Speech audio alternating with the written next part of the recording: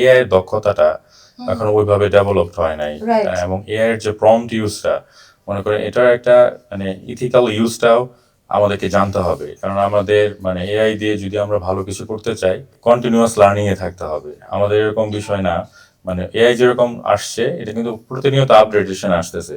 ChatGPT 5 এখন হচ্ছে, তাই না, প্রো ভার্সন চলে আসছে। Definitely. সো সেই জায়গাটায় আমাদের মানে শুধুমাত্র ChatGPT না, আরো তো অনেকগুলো আরো অনেক টুলস আছে, tool আছে, কাজ video করতেছে। making হ্যাঁ, tools আছে। ভিডিও মিটিং, VO3 দিয়ে অনেক কাজ Yes. হচ্ছে। সো সেই জায়গাতে আমাদের মানে আমার যেটা মনে হয় এআই এর এই অ্যাডাপশনটা বা ক্রিটিক্যাল থিঙ্কিং এর জায়গাটা কন্টিনিউয়াস লার্নিং এর মধ্যে রাখলে আমার মনে হয় এটা আরো অনেক বেশি ইমপ্রুভ হবে। এবং আমাদের এই যে এআই দক্ষতাটা যদি উন্নয়ন করতে চাই, আমাদেরকে লং টার্ম একটা আমাদের গভর্নমেন্ট থেকে প্ল্যান হোক। আমরা নিজেরও একটা ইনিশিয়েটিভ নিয়েছি, এআই ফোরাম বাংলাদেশে এআই কমিউনিটি যারা আছে তারা ওইখানে আসতেছে, তাদের থিঙ্কিং শেয়ার করতেছে, নতুন নতুন যে টুলসগুলো আসতেছে সেটা সম্পর্কে আমরা জানানোর চেষ্টা করতেছি আর কি।